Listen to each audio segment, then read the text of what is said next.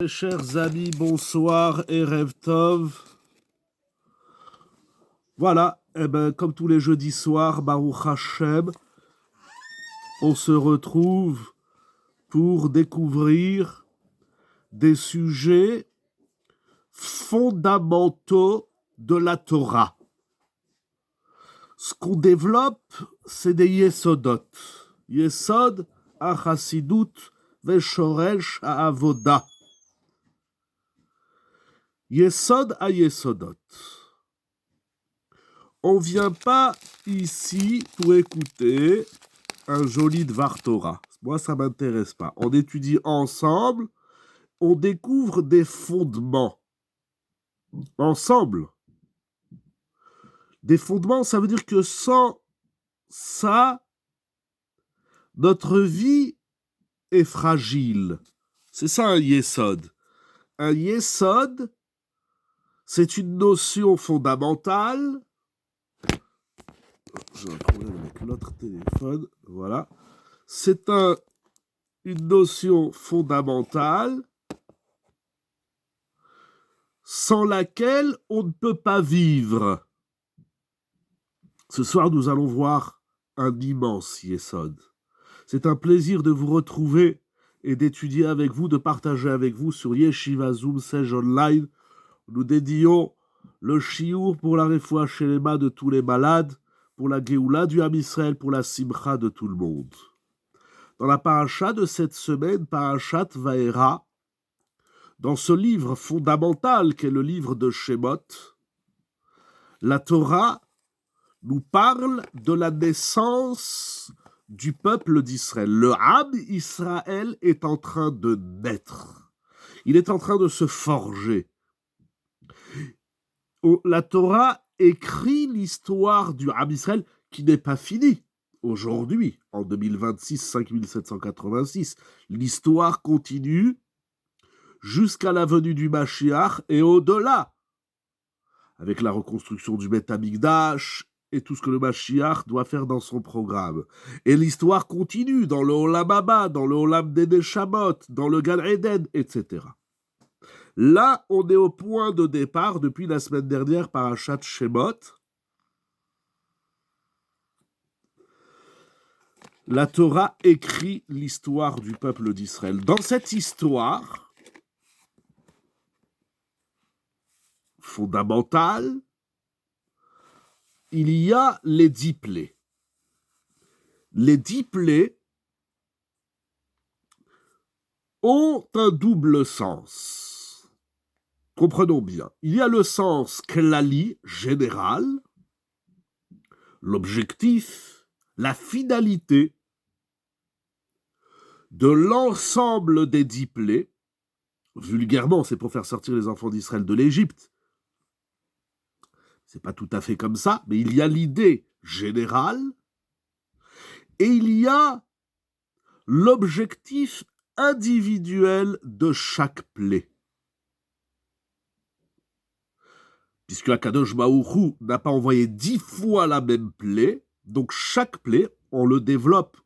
Baruch Hashem, ce sujet, dans notre livre Tourment et Espoir, qui est une thérapie basée sur les 10 plaies, chaque plaie, elle a un objectif, elle a un sens. Il nous reste quelques ouvrages. Si vous voulez, on se fera un plaisir de vous l'envoyer, mais on n'est pas là pour vendre des livres. Il y a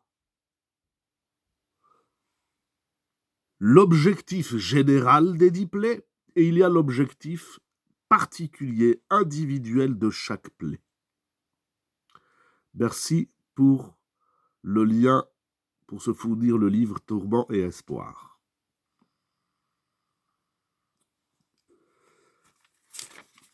Nous allons parler ce soir, Bezrat Hashem ensemble, nous allons étudier ensemble le chapitre 9 à partir du verset 13, où la Torah va annoncer la 7e plaie, c'est la dernière de notre paracha, puisque les 3 dernières, les sauterelles, la sauterelle, l'obscurité et la mort des premiers-nés se trouvent dans Parashat Bo. Mais dans notre parashat Vaera, nous avons 7 plaies. Nous allons parler de la 7e.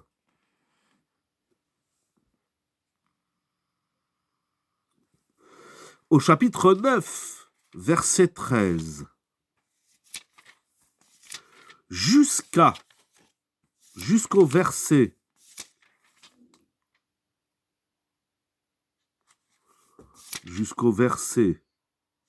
jusqu'à la fin de la paracha, jusqu'au verset 35, ça veut dire 22 psukim dans la Torah qui nous parlent de Barad, la grêle. Et dans cette plaie, Akadosh Baruch Hu dit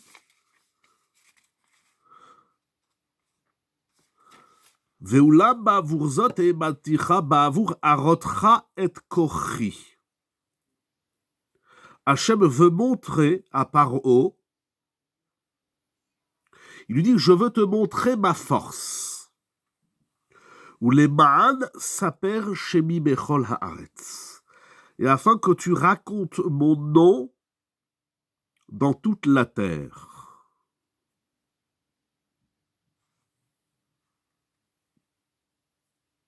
Donc, l'objectif de la grêle, c'est montrer Arotra et Kochi, te montrer ma force. Deuxième objectif, ou les ma'an saper shemi bechol haaretz. Et afin de raconter mon nom sur la terre. Vous allez voir que dans chaque plaie, il y a des verbes, d'où nous avons déduit que chaque plaie a un objectif. Qu'est-ce que ça veut dire montrer la force de Dieu et raconter le nom d'Hachem dans le monde? Qu'est-ce que ça veut dire? Continuons quelques versets.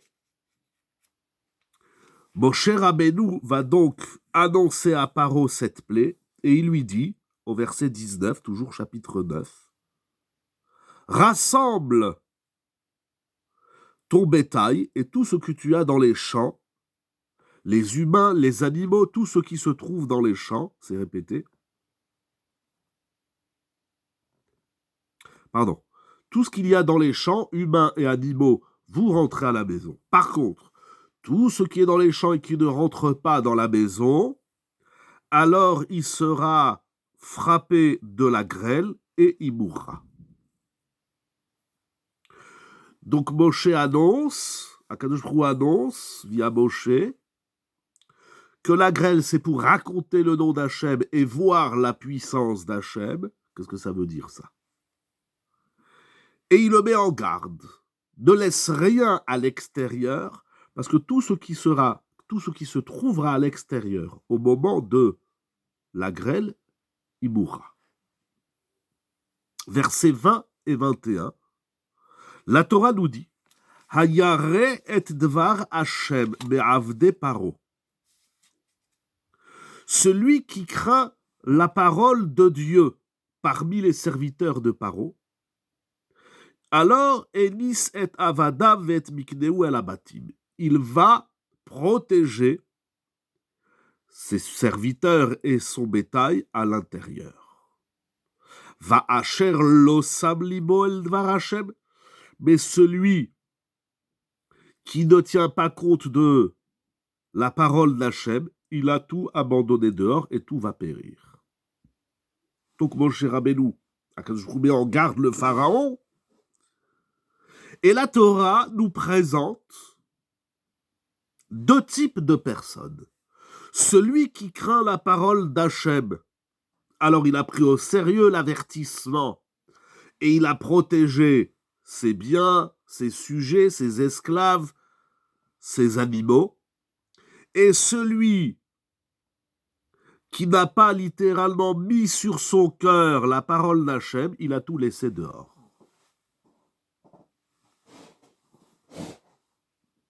Voilà. Voilà les psukim de la paracha, une partie bien sûr, de Barad, la grêle. Il y a ici quelque chose de frappant. Nous avons dit, l'objectif, c'est de te montrer ma force et de raconter mon nom. Comment cela se traduit? Cela se traduit par la crainte d'Hachem. Ayare et devar Hachem. Et l'opposé, c'est celui qui ne tient pas compte de la parole d'Hachem. Donc, comment on raconte le nom d'Hachem dans le monde et comment on montre sa force, c'est par la yirat shamaim, par la crainte divine. Hayare et dvar Hashem. Voilà. Alors, la yirat shamaim, c'est un sujet immense. Déjà dans la Torah, il y a plein de versets qui parlent de la yira. Yira en hébreu, Yud Resh Aleph He. Il y a plein de textes dans la Gemara, dans le Talmud, dans les Midrashim. La yirat shamaim, la yira, on n'en parle pas assez peut-être, à tort. C'est fondamental. Selon certains Rishonim, même ça s'inscrit dans les 613 commandements.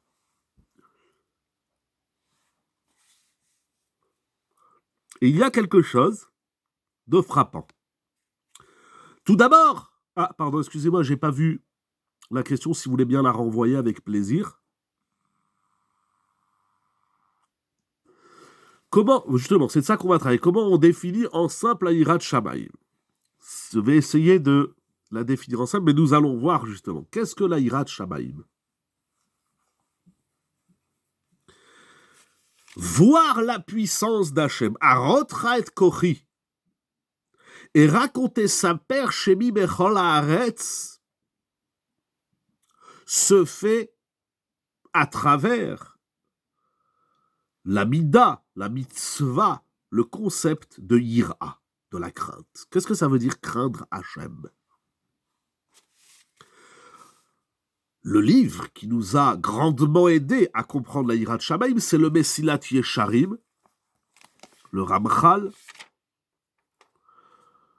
au chapitre 24. Donc si vous avez le Mesilat Yesharim, le sentier de la rectitude, le sentier des hommes droits, des droiture,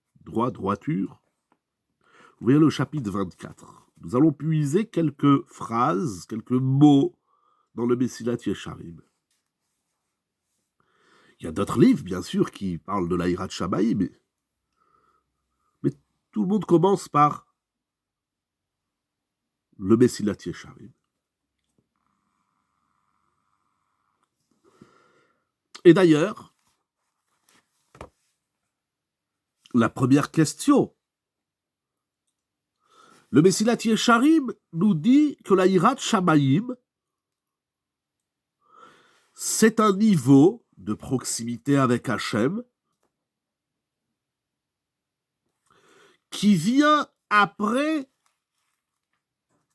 toutes les vertus, les qualités qu'il a travaillées jusqu'ici. Ça vient après la vigilance, la zeirut, après le zèle, la zrizout, après la nekiout, la prishout, la tahara, la chassidout, la hanava. Donc 1, 2, 3, 4, 5, 6, 7. Il faut travailler 7 vertus pour arriver à la yira. Alors, lorsque la Torah nous dit Ayaret varachem be'avde paro, parmi les serviteurs de Paro, il y en a qui craignent Dieu. Vous allez voir, le Mesilat Yesharim, il va expliquer qu'il y a 3 niveaux de yira. Yirat haonesh, yirat haromemut et yirat chet. Le Rambam aussi parle de la yira et beaucoup de livres, ça manque pas. Si la yirat shamaim, la yira, vient en 7e position, il faut travailler la hanava, il faut travailler la nekiout, la zrizout. On a dit c'est la 7e ou la 8e. Encore une fois, 1, 2, 3, 4, 5, 6, 7. Il y a 7 midot qui précèdent la yira. Alors, qui sont et comment? Qui sont ces serviteurs de Paro qui ont atteint un tel niveau? D'où Paro, il a des serviteurs, des Avdé Paro, pour reprendre l'expression du Passouk 20 au chapitre 9, ils ont atteint ce niveau de hiratret, de hira.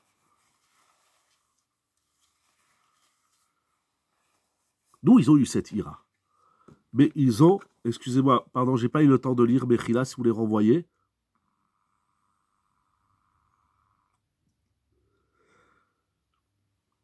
Mais ils ont atteint ce niveau, pourquoi ne pas avoir libéré le Ham Israël?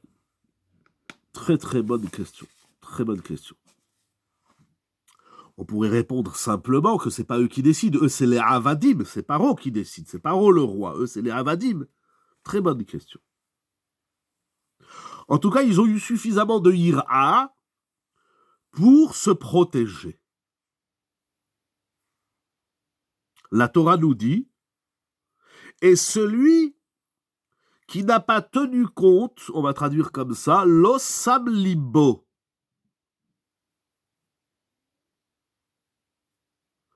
Eldvar Hashem, celui qui n'a pas prêté attention à la parole d'Hachem, alors lui, il n'a pas protégé ses affaires. Ça veut dire, vous comprenez, il y a celui qui craint, et on aurait dit l'opposé, c'est celui qui ne craint pas. On dit pas, or la Torah ne dit pas, il y a celui qui craint Hachem et celui qui ne craint pas. Elle dit, il y a celui qui craint Hachem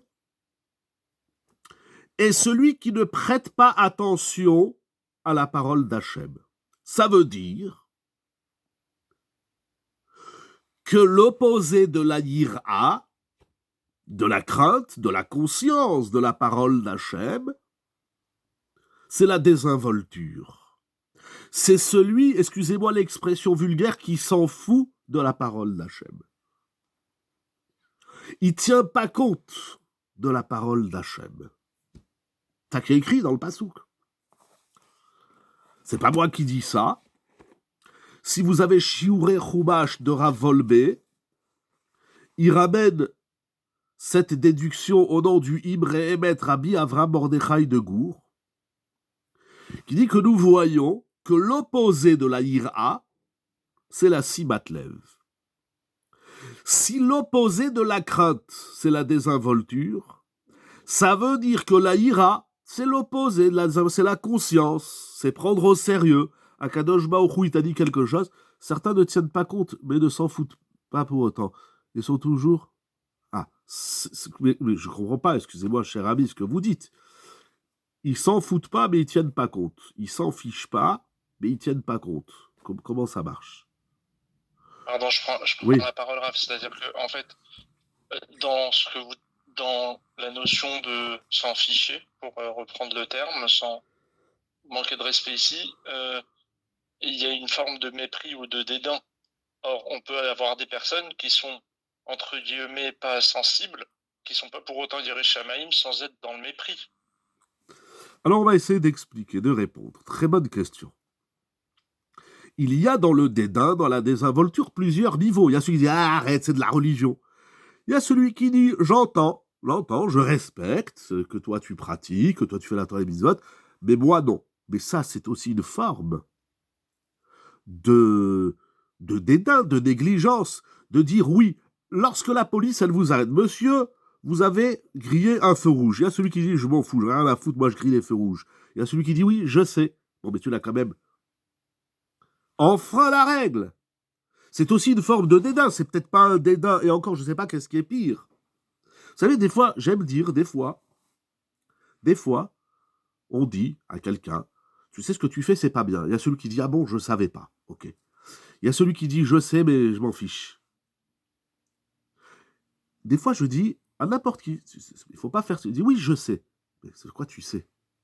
Mais si tu entends, si tu sais, parce que ça veut dire que celui qui n'a pas de simatlev, c'est pas qu'il ne sait pas. Il sait, tout le monde a entendu l'avertissement d'Hachem via Moshe qu'il va y avoir la grêle et que si vous laissez les affaires dehors, les Mefarchim, ils s'étonnent. Comment c'est possible qu'il y a des gens qui s'en fichent dans la vie? Qu'est-ce que tu t'en fiches? Mais c'est aussi une forme de dédain. C'est aussi une forme de négligence. Ça veut dire que la Hirat Shamayim, on va le faire dans l'antithèse, que la Hirat Shamayim, c'est celui qui littéralement place sur son cœur la parole d'Hachem. Si je sais quelque chose, je l'entends, tout le monde a entendu. Mais pas tout le monde n'a placé sur son cœur. Le terme, il est fort. Lo, encore une fois le pasouk, vacher lo sam libo. On parle ici du cœur. Il n'a pas ramené ça à son cœur. Je le sais. Mais c'est une connaissance, une information froide qui reste extérieure à moi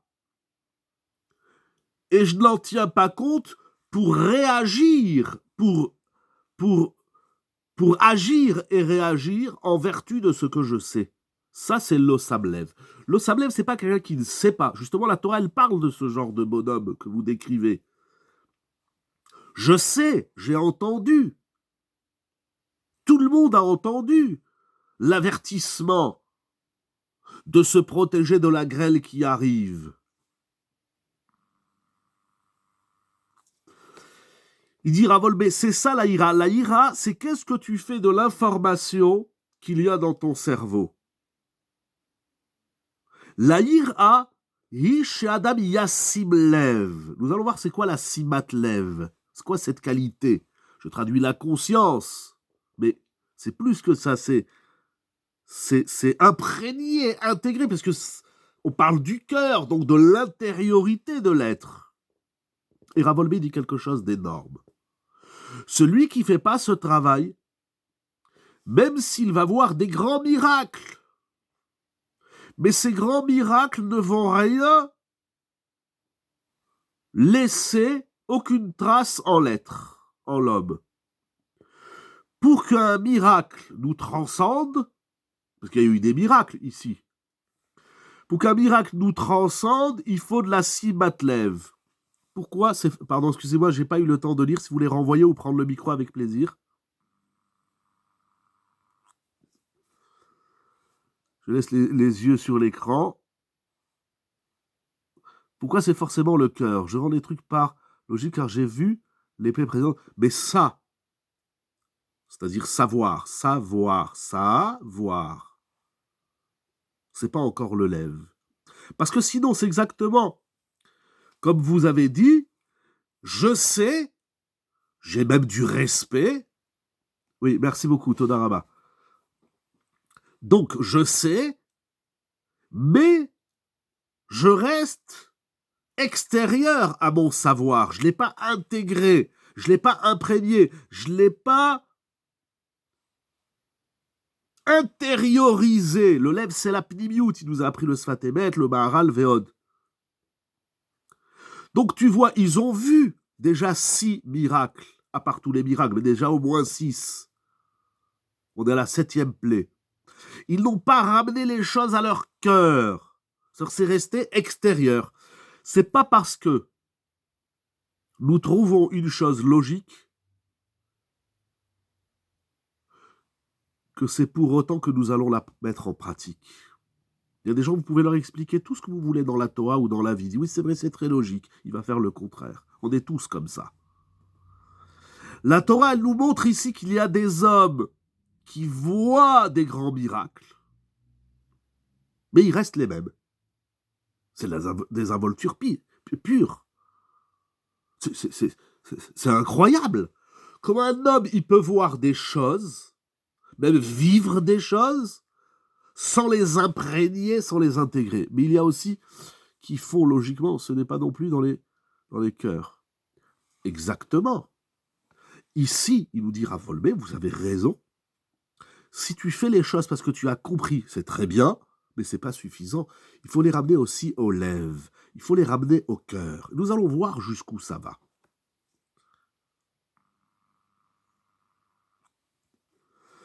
Il continue, Ravolbé, il dit quelque chose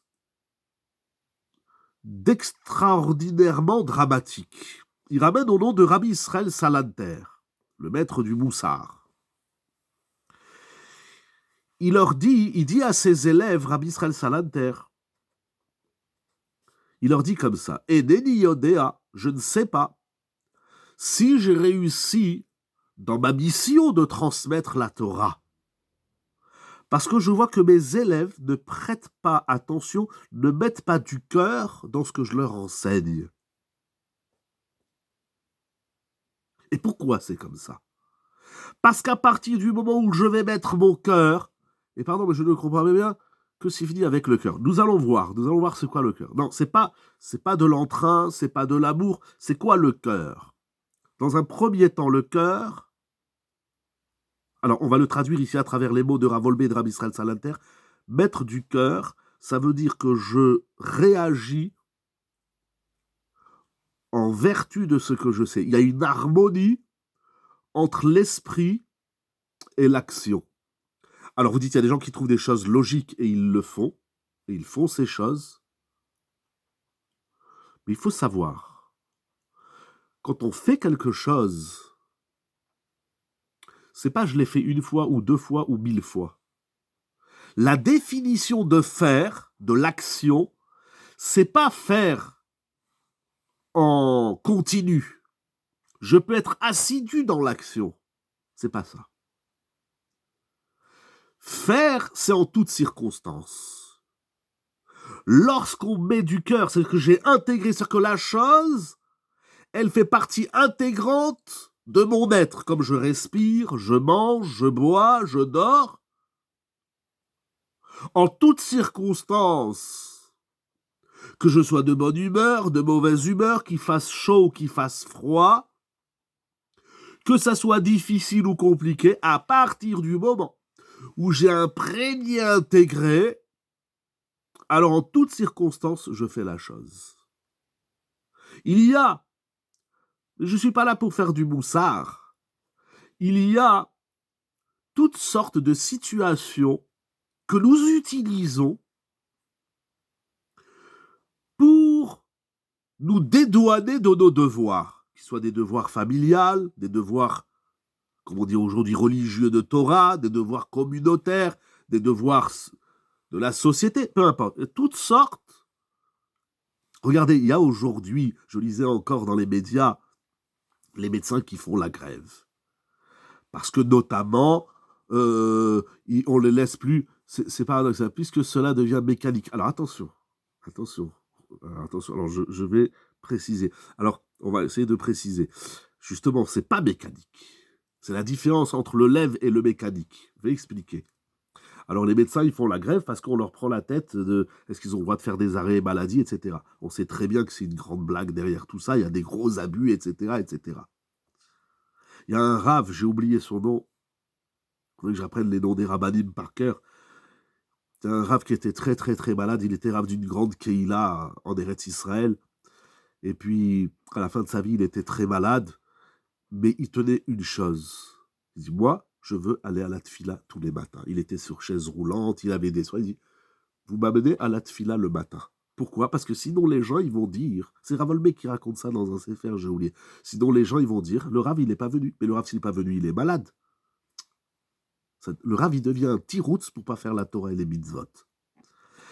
La différence entre le mécanique, c'est que celui qui fait les choses par mécanisme, il va y avoir des situations où le mécanisme, il a rouillé, il s'est abîmé.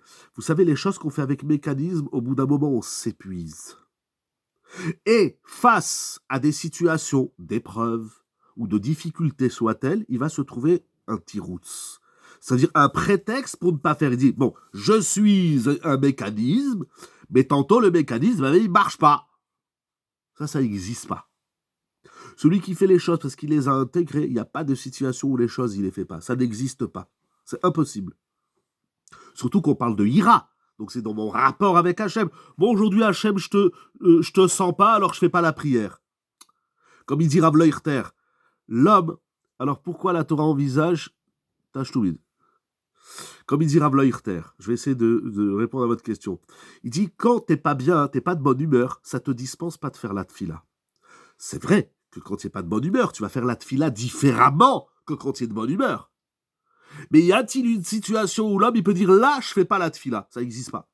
Y a-t-il une situation où l'homme dit là, je vais arrêter de sourire? Ça n'existe pas.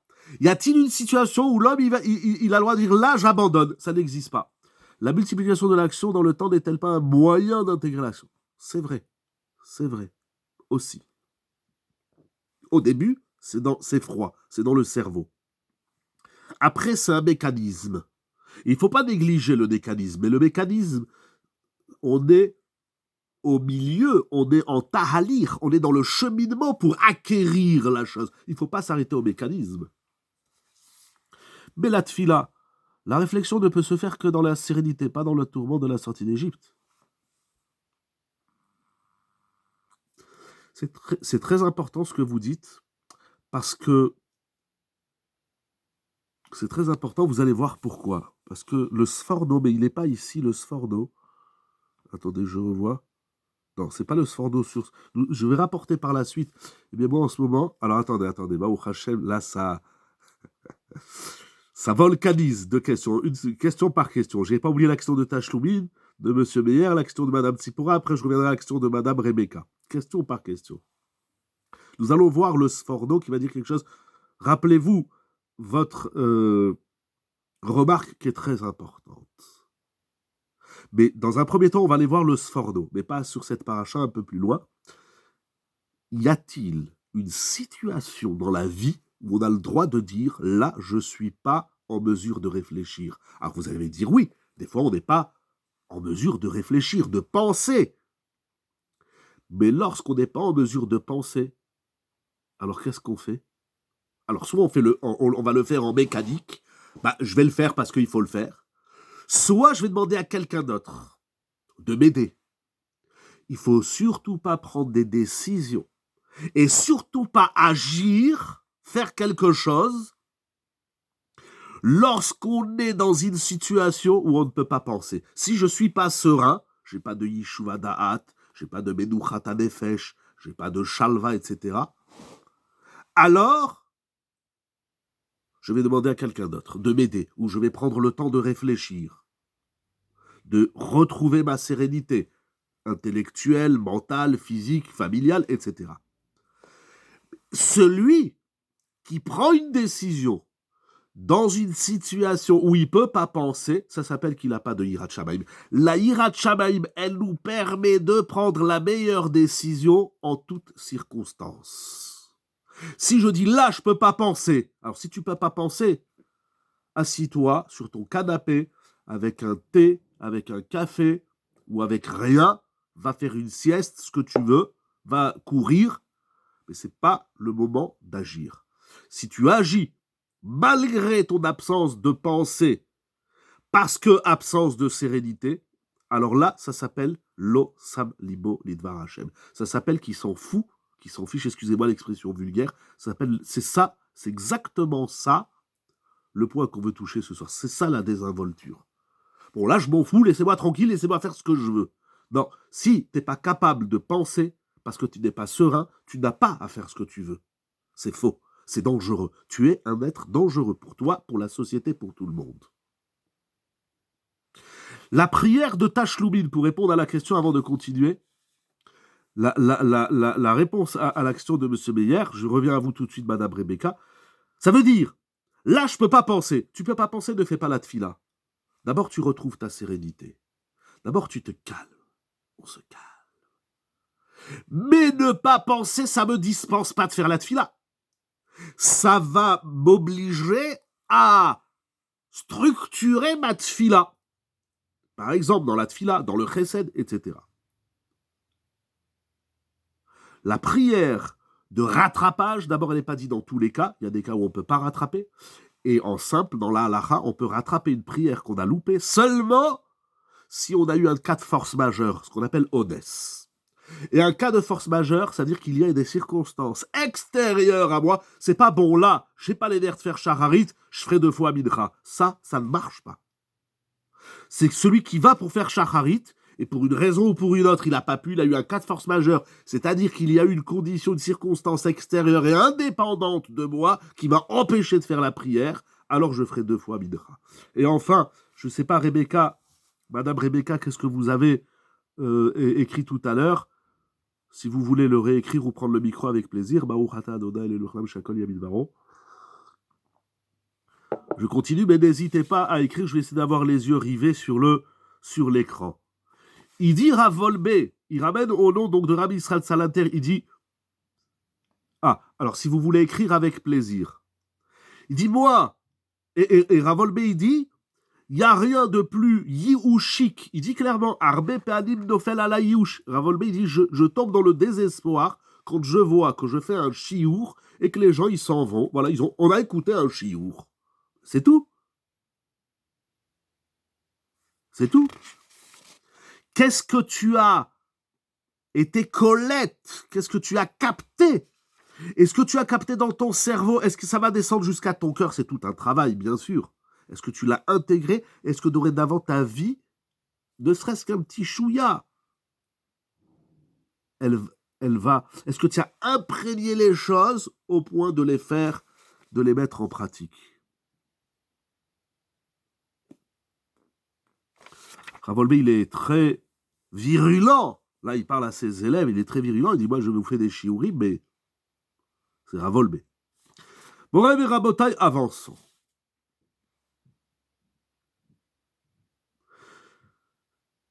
Yonatan ben Uziel, et c'est basé sur plein de midrashim, le Yerushalmi, le Zohar. Yonatan ben Uziel, il dit que celui qui craint Hachem, c'est Iyov.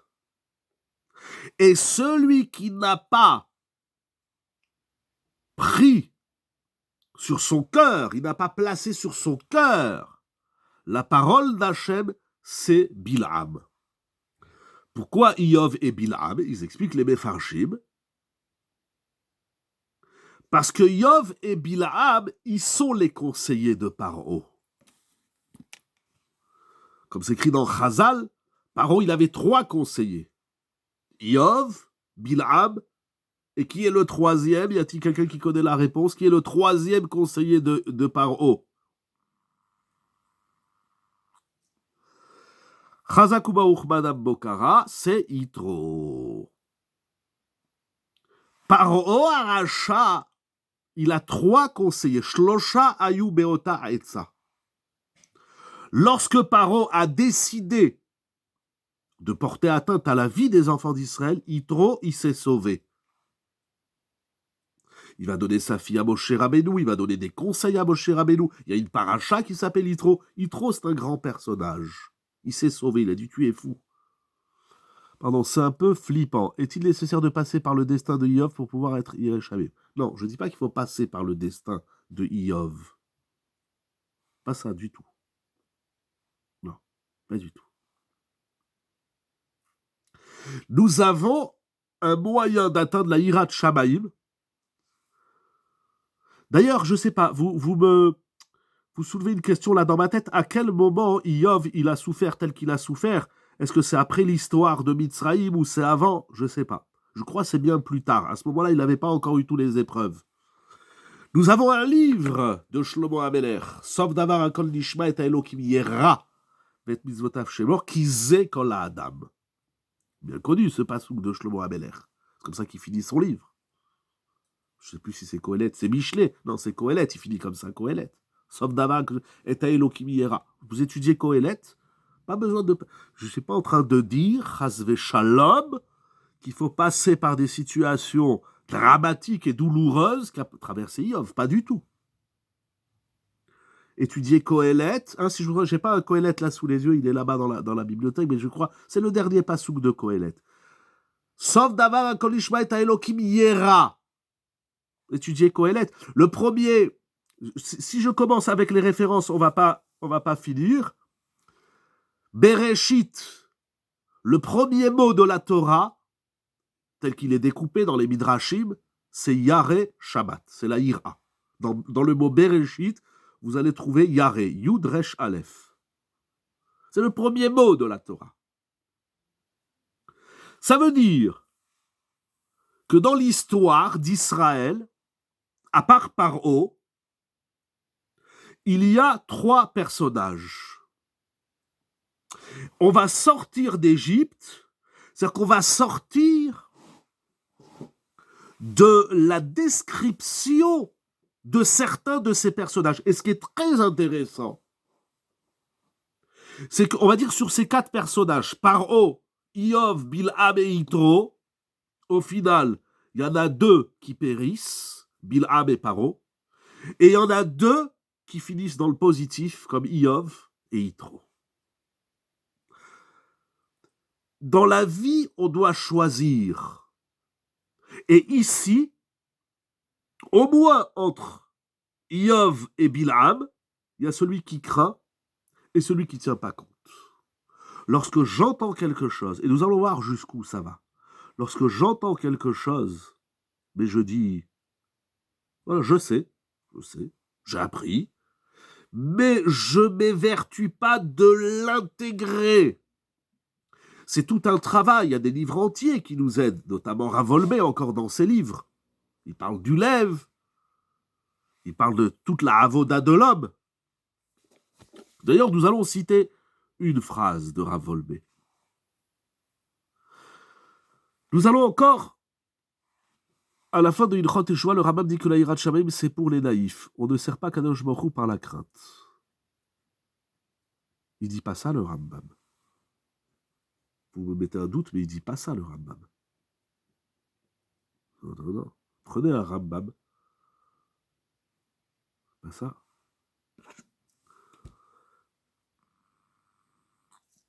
Le Rambam, à la fin de Ilchot Teshuvah, il dit, qu'est-ce que j'en ai sous les yeux, sinon il faut que je me lève. Il dit, je vous le couperai demain, Bezrat Hashem. Non, il ne dit pas ça. Attendez, je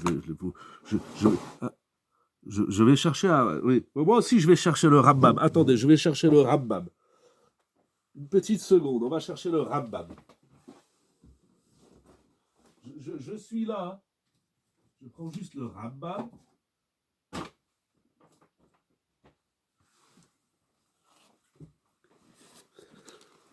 Parce que vous citez un Rambam, c'est très grave ce que vous dites. Parce que le Rambam dans Yesodé HaTorah, il explique comment est-ce qu'on arrive à la crainte. Alors attendez, vous dites à la fin de Ilchot Teshuvah. Bon, je ne me rappelle pas, hein, peut-être. Ce serait très grave. Alors,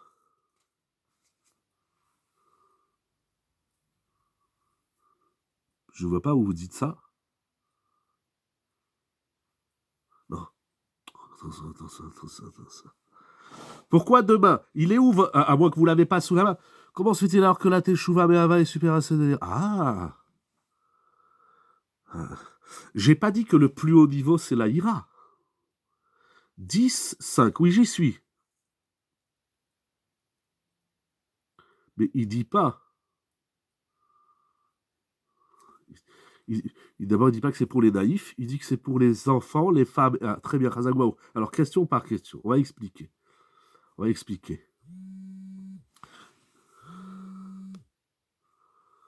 n'y a plus de son.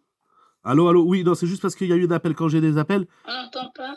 Allô. Est-ce que c'est revenu le son? On n'entend pas. Allô. C'est revenu? Alors, je ne sais pas si vous pouvez répondre à... On entend, très bien.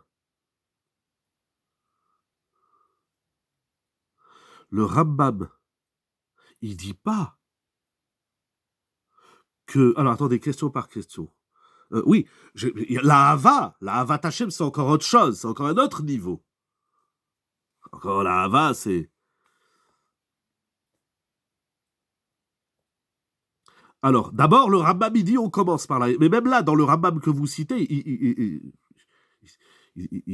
dit, ça commence par la Ira. Il ne faut pas s'arrêter à la Ira. Parce qu'au-dessus de la Ira, vous rejoignez Madame Tsipora la question de Monsieur Meyer, la Ira, c'est pas la... J'ai pas dit que la Ira, c'est la fin de l'histoire. Mais il dit que pour arriver à la fin, il faut passer par la Ira.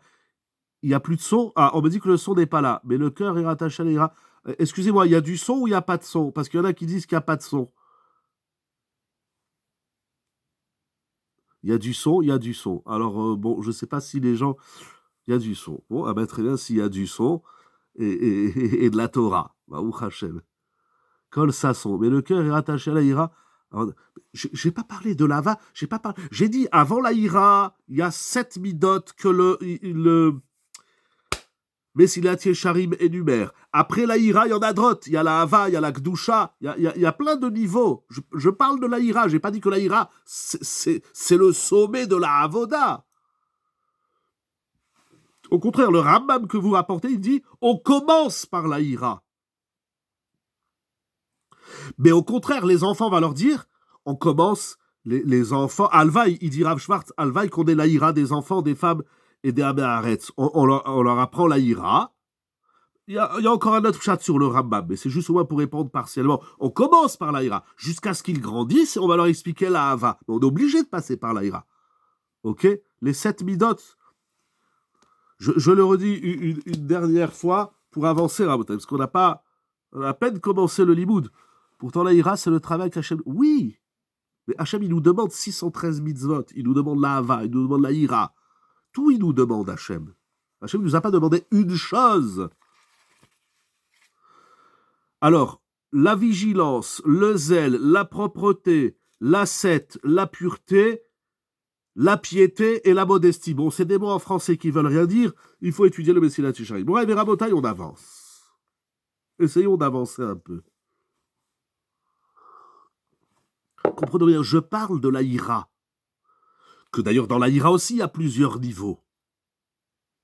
Ira Taodesh, la crainte de la sanction, la crainte de la révérence divine et la crainte de la faute, que le Mesilat Yesharim explique. Étudiez le 24e chapitre, si vous voulez, pour bien comprendre de la ira. Avant de poursuivre, est-ce qu'on a bien compris Iov et Bilham? Au contraire, avec plaisir. Moi, les questions, c'est ça qui fait avancer le shmiblik. Au contraire, poser des questions, il faut que ça soit clair. C'est là où il y a de la simat lev.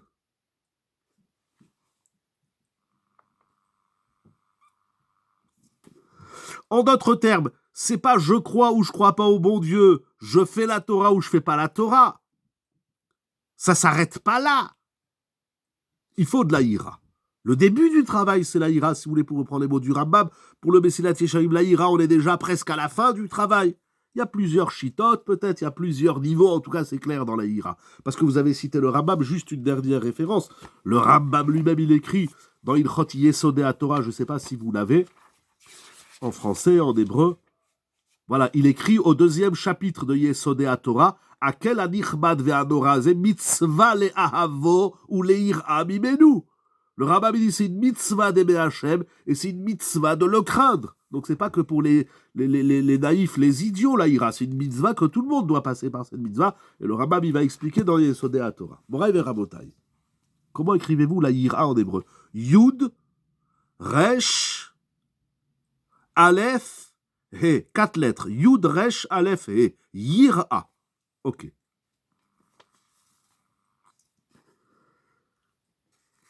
Le Mesilat Yesharim, dans l'introduction de son livre, il écrit qu'il ne vient pas, avec plaisir, qu'il ne vient pas nous enseigner des choses que nous ne connaissons pas. Dans la Hakdama, dans l'introduction. Ce n'est pas, je ne viens pas t'enseigner ce que tu ne sais pas. Il écrit clairement Loch Achibur Hazeh, cet ouvrage, le Mesilat Yesharim, je ne l'ai pas compilé, Lochibartiv, pour enseigner les lamed livnei Adam et Asher lo yedaou. Je ne viens pas vous dire des choses que vous ne savez pas, tout dit le Mesilat Yesharim. Incroyable. Dans chaque livre, on va essayer de découvrir quelque chose qu'on ne connaissait pas. C'est énorme ce qu'il écrit, c'est magnifique. Je vais écrire un livre qui va parler de choses, de notions que vous connaissez. Il nous avertit, l'auteur. Moi, j'ai envie de fermer le livre. Ben, si je le connais, je n'ai pas besoin de ton livre. Moi, je veux lire quelque chose de nouveau. Non, tu veux lire quelque chose de nouveau, ne lis pas mon livre. En tout cas, pas le Mesilat Yesharim. Et là, je viens, il dit le Mesilat Yesharim, Rabbi Moshe Chaim Lutzato, Leazkiram et ayadua lahem. Je viens vous rappeler ce que vous savez déjà. Ou mefursam et slam pirsum gadol. Non seulement que vous le savez, mais c'est répandu, c'est diffusé. Le problème, après t'as écrit un livre sur des choses que tout le monde sait, il dit, le problème, chez Kefi Rov Pirsumam, c'est justement parce que tout le monde le sait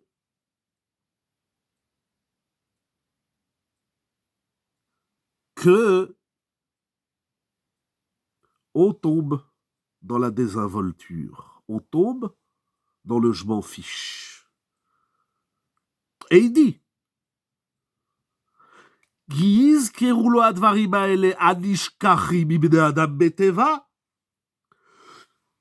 ces choses que je vous rappelle, ce sont des choses que vous oubliez, que les hommes oublient naturellement. Tout le monde le sait, mais tout le monde l'oublie. Mais je vous le rappelle, nous dit le Messie Hachem, pourquoi Veyassim el libo chovato asherumit alem mimena. La simatlev, c'est de prendre soin sur ce qu'on sait afin qu'on ne l'oublie jamais. C'est la simatlev. Il écrit, il dit, mais c'est extraordinaire, tout le livre, tout le Messilat Yeshem, c'est un livre que Rabbi Israël Salanter disait, ça doit être notre livre de chevet. Là où on va, il faut un Messilat Yesharim. Dans la poche, dans le sac. Lisons, relisons, relisons. Comme il le dit lui-même, Avalato elet yotsemina chazara alav ve'atmada. Ce n'est qu'en le relisant, le répétant, qu'on va trouver un bénéfice. Parce que je viens te rappeler quelque chose que tu sais et que tu oublies. Comment on peut oublier ce qu'on sait ? Il faut travailler la mémoire. Et comment on travaille la mémoire ? Dans la chazara. Et pourquoi on oublie ? C'est quand même incroyable. Je le sais, mais je l'oublie. Comment on oublie ce qu'on sait ? Ça vient d'où l'oubli ? On n'est pas ici dans un cours de neurosciences, etc.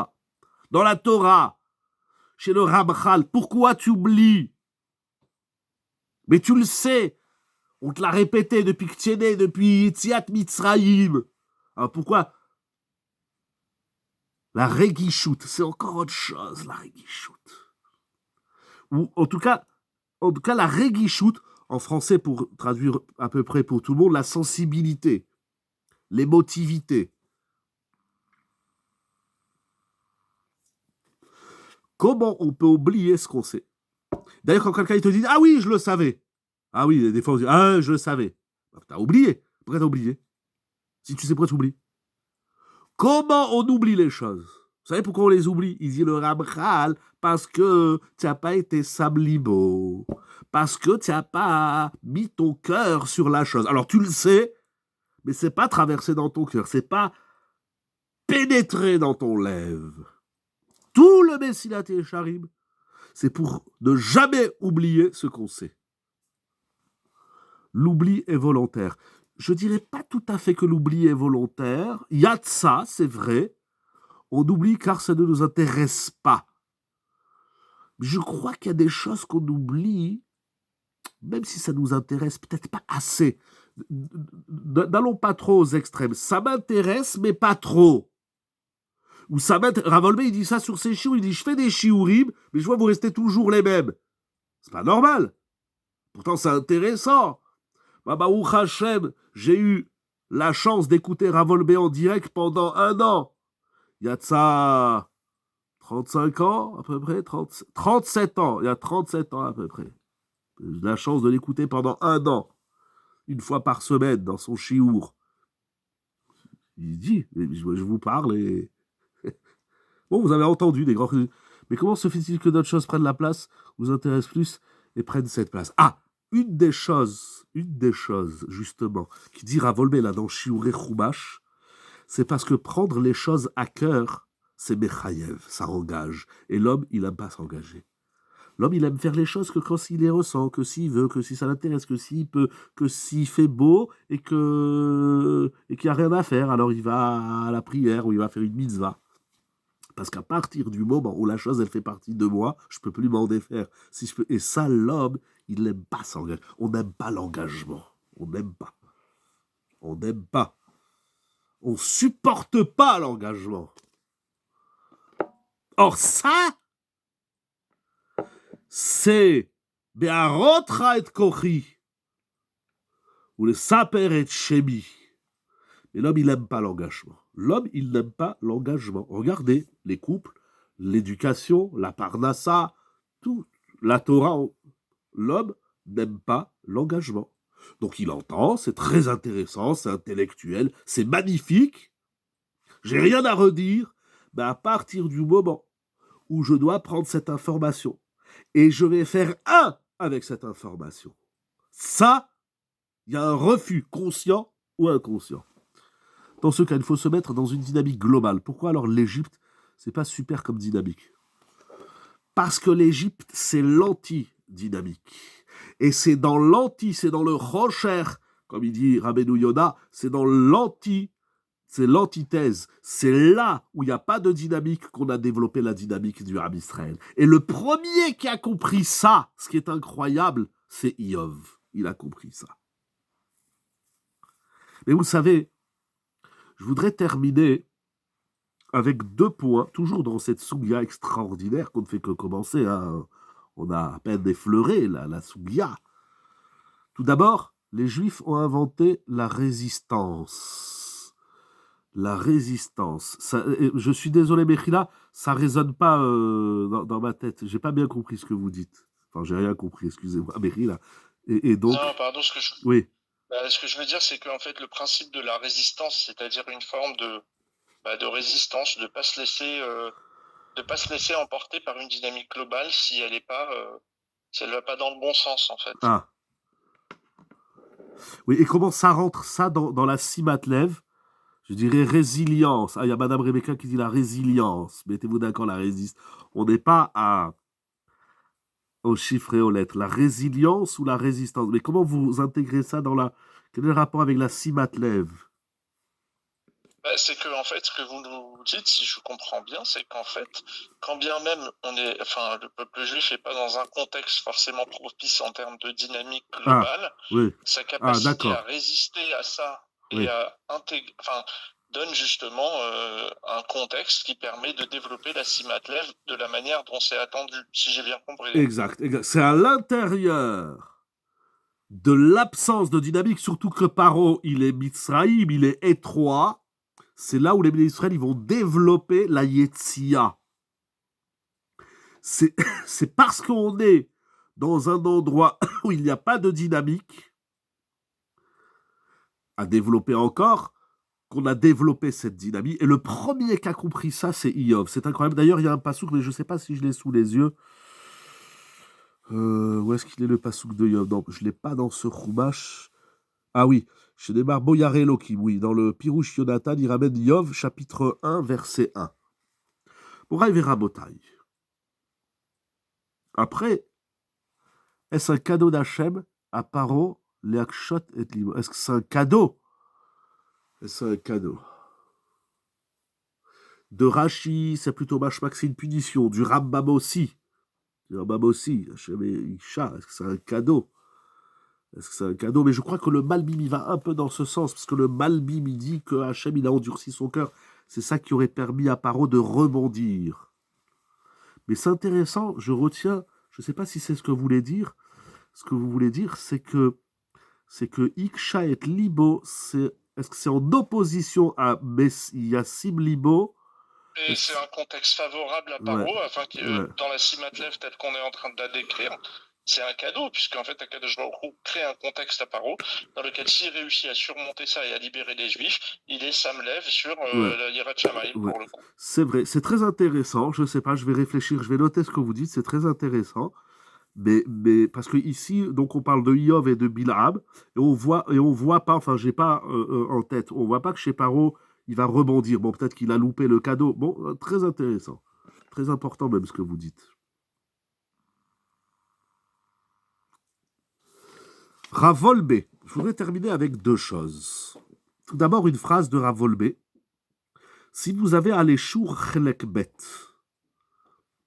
2e volume, Ravolbe qui a écrit un livre fantastique, plusieurs, il dit, surtout que Paro, il a réussi d'après un midrash qu'il va nous dire et après, exact.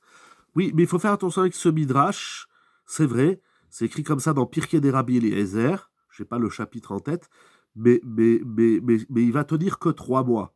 Il fait tchouva 3 mois, mais au bout de 3 mois, il devient comme avant. Il ne fait pas une tchouva complète. En vérité, il va déjà reconnaître dans la mer, Mikamocha Ba'elim Hashem. C'est Paro qui va dire Mikamocha. C'est à un moment donné, oui. Alors à un moment donné, c'est vrai. Chazak, en tout cas, au moins l'idée, Chazak. Ravolme, si vous avez allé Chouchelekbet, vous allez voir à la fin de la page. Ah purée, j'ai pas écrit ici la page. J'ai pas écrit ici. Non, j'ai pas le livre. Mais c'est dans le premier chiour. Il dit quelque chose d'incroyable. La simatlev, c'est une mida qui est nécessaire, pas seulement dans la Torah, et pas seulement de l'homme vis-à-vis de Dieu, ou de l'homme vis-à-vis de son prochain. Qu'on a trouvé ça déjà un peu chez Moshe. Comment c'est écrit Nathan Libo Ve'enav? C'était Nathan ou Sam Libo? Je crois que c'est Nathan, hein, c'est Nathan Libo. Hein, chez Moshe Rabbeinu, je vérifie juste quelque chose. Comment c'est écrit chez Moshe Rabbeinu, qu'on a vu la semaine dernière, le pasouk Vayeler? Non, c'était pas Vayeler. Où est-ce qu'il était le pasouk? Ou Moshe Aya? Dans Vaïgdal. Vaïgdal, vous vous rappelez, c'était quel Pérec? Comment il dit la Barachi? C'est Nathan ou Sam Libo? En tout cas, il y a le lève de Moshe Rabbeinu qui revient. Excusez-moi, là, parce que ça me revient maintenant. C'était quel Pérec? Pérec Vav? Non, c'est pas Pérec Vav. Pérec Gimel? Excusez-moi. C'était quel Pérec? Où est-ce que c'est écrit que Moshe Rabbeinu il a grandi? Non, c'est il y a Madame Mokara qui dit dans le chat, Nathan Vayetse Alech. Oui, Chazak, alors très bien, merci beaucoup, j'avais pas vu Todarama. Alors oui, mais alors où c'est écrit Vayetse? Ah voilà, Vaïgdal Moshe Pérec Bet, chapitre 2. Nathan Enav Velibo. Nathan Enav Velibo. Voilà, Pérec Bet, Pasouk Yuden, merci, j'ai trouvé.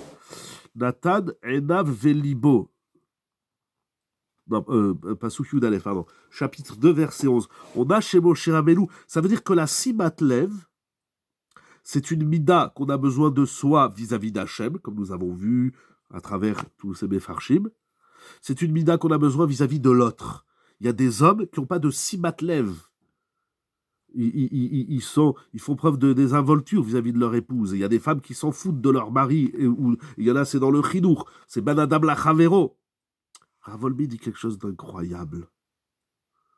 Il dit, un homme ne peut pas devenir un homme tant qu'il n'a pas de simatlev vis-à-vis de lui-même. Ça veut dire, l'attention, on peut traduire l'attention aussi.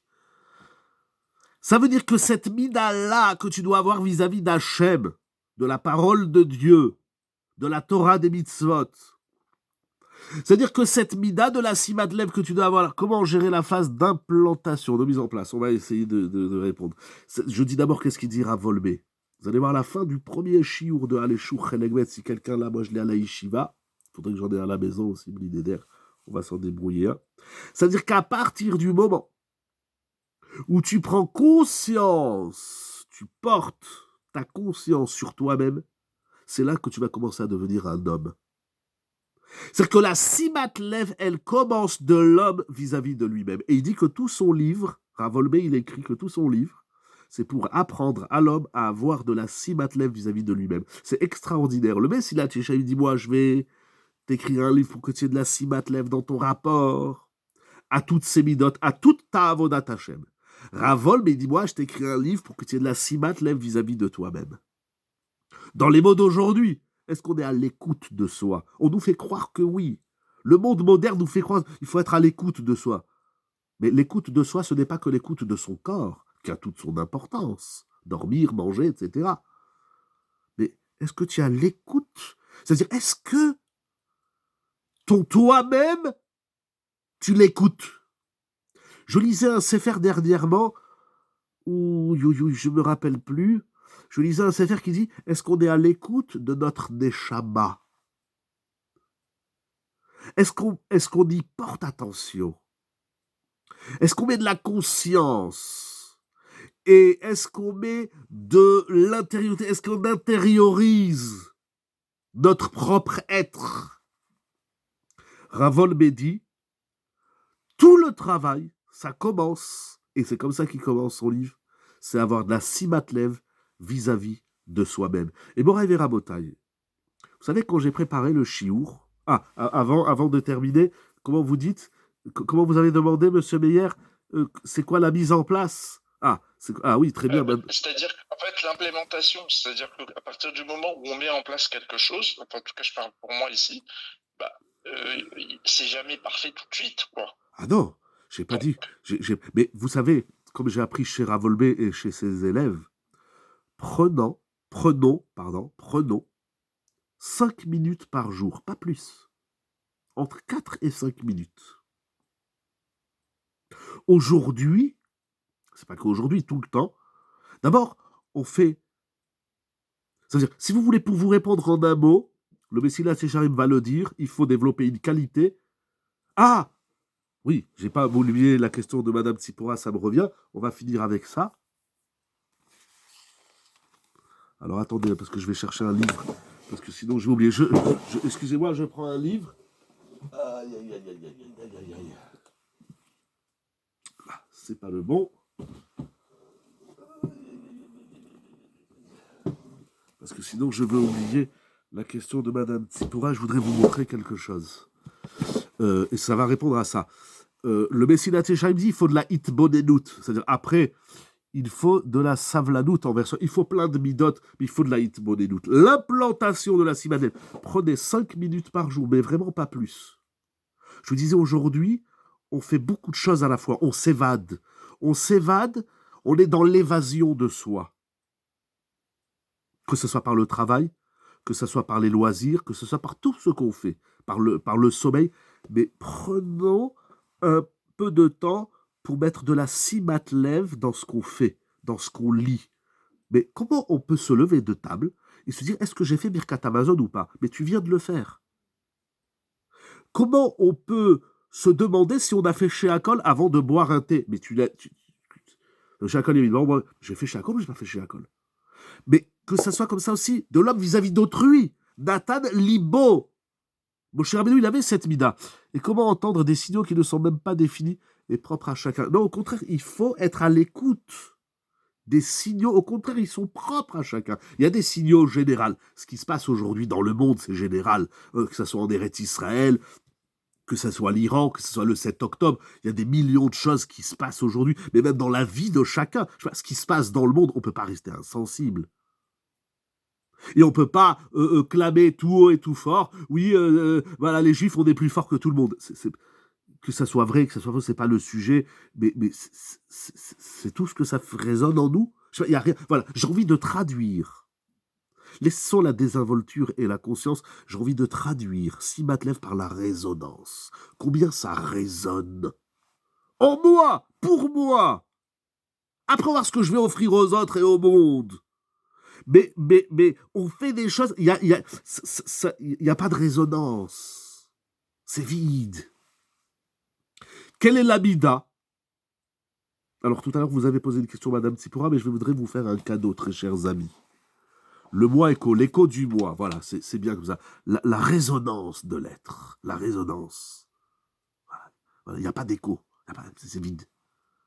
On le voit dans le chidour, on parle aux enfants, hein, quoi, il n'a rien compris. On parle à son mari, il n'entend rien. On parle à sa femme, personne n'entend personne. Oui, ça va, j'ai entendu, j'ai compris. Non, c'est pas seulement entendre et comprendre. Alors c'est quoi ce verbe? La résonance. On va laisser la désinvolture et la conscience. La résonance de l'être, de la vie. Il y a un pasouk. Vous allez m'aider à le retrouver parce que je n'ai pas écrit. Je ne comprends pas qu'est-ce que j'ai fait. Il y a un pasouk dans la Torah. Tout ce que je vous dis, c'est écrit dans la Torah. Bon, de toute façon, moi, je dis rien du tout. Je lis avec vous les textes. Mais où est-ce qu'il est ce pasouk qu'on dit tous les jours d'ailleurs dans le Shema? Ve'aya im shamoat tishmeu, im shamoat tishmeu, Shema Israël, Adonai Eloheinu, Adonai Echad. Shema. Ve'aya im shamoat tishmeu. Et qu'est-ce qu'on dit dans Ve'aya im shamoat tishmeu? Il est où Ve'aya im shamoat? C'est dans Ekev. Il y a un pasouk extraordinaire. Tout ce que je vous dis, vous le dites. C'est vous que vous le dites. Moi, je ne dis pas, moi. Je ne dis rien du tout. C'est nous le disons tous. Où est-ce qu'il est c'est où Ve'aya Rabotai? Ah là là, je me suis trompé de papier. J'ai laissé un papier à la Yeshiva. Ve'avta, c'est pas ça. Qu'est-ce qui c'est? Ekev à la 6e montée. Merci beaucoup, Toda Rabba, très cher ami. Alors, Ekev, si voilà, merci beaucoup, monsieur Ruben. Ve'ayim shamoati shmeu. Je vous dis, voilà, 11-13, Razak, merci beaucoup. Si vous écoutez. Qu'est-ce qui est écrit après? Regardez maintenant 11, verset 18. Qui est-ce qui veut lire le verset 18 que nous lisons au moins 2 fois par jour dans le schéma? Tout ce qu'on a dit, c'est écrit ici. Enfin, donc, j'ai rien dit, j'ai juste lu avec vous. Vesamtem et devarai ele al levavrem. Après que tu as entendu, que tu as étudié, que tu as mis la mezouza, que tu as mis les téphilines, ça suffit pas. Vesamtem et devarai ele al levavrem. Ce que tu fais, ce que tu entends, il faut que ça résonne dans ton cœur. Très bonne question, je ne sais pas. Pourquoi al et pas belvafrem? Il faut que ça résonne dans ton cœur. Il faut que ça résonne dans ton nefesh. Incroyable ce pasouk, Moraï Verabotai. Alors, Onkelos et Jonathan Ben Uziel, ils traduisent Vesamtem. Comment ils traduisent Vesamtem? Out Shavoun. Il faut être chavé, égal. On dit en français à soi-même, je sais pas ce que ça veut dire. Il faut être égal. Tu as entendu quelque chose, il faut que maintenant tu te régules. Il faut que tu sois chavé. Il faut que tu sois du même. En harmonie. C'est l'harmonie. La résonance, c'est l'harmonie. Mais le sforno, il dit, c'est-à-dire quoi? Vous placerez mes paroles sur votre cœur. Il dit un mot. C'est la clé du bonheur que le Messilat Yesharim en traite énormément dans son livre, les Hitbonen Bahem. C'est incroyable. On ferme la boucle. On revient à la Hitbonenut. C'est parce qu'on sait, mais on ne pense pas à ce qu'on sait. On ne contemple pas ce qu'on sait. On n'est pas émerveillé par ce qu'on sait. La Hitbonenut, c'est j'ai entendu quelque chose, mais c'est magnifique. Ah ouais, ça je sais. Ça, ah ouais, ça je connais. Non. Celui qui sait, vous savez, les ânes, ils savent tout. L'IA, c'est tout. Internet, c'est tout. Tout le monde sait tout. Aujourd'hui, tout le monde sait tout. C-A-I-T, oui, S-A-I-T, pas C-E-S-T. Justement, tout le monde sait, mais personne, enfin, j'exagère, tout le monde sait, mais personne est ce qu'il sait. L'Hitbonen, est-ce que tu as contemplé, tu as entendu quelque chose?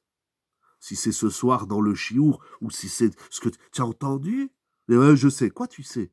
Tu as été mitbonen, tu as contemplé, j'aime bien cette traduction de la hitbonenut, mais est-ce que tu as contemplé? On s'émerveille plus. Ah oui, il y a des miracles. Ah oui, il y a des rabbins qui font des miracles. Ah oui, il y a des... Vous savez, ils étaient en Égypte. Ils ont connu la sorcellerie.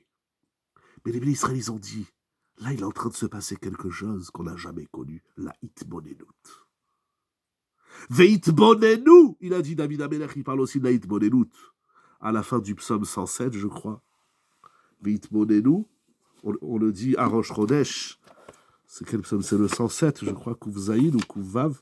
C'est lequel? Le Barechi Nafshi. Excusez-moi, on va finir avec ça. Veitbonenu, oh là là là, ou c'est Pessah. Oh, bon, je me rappelle plus. Je crois que c'est celui de Pessah, je ne sais plus c'est lequel, mais vous allez voir là, il dit Veitbonenu. Ami lo hitbonan, il a dit le Navi. Tu sais, tout le monde sait tout. Aujourd'hui, tout le monde sait tout. Il n'y a plus rien à apprendre.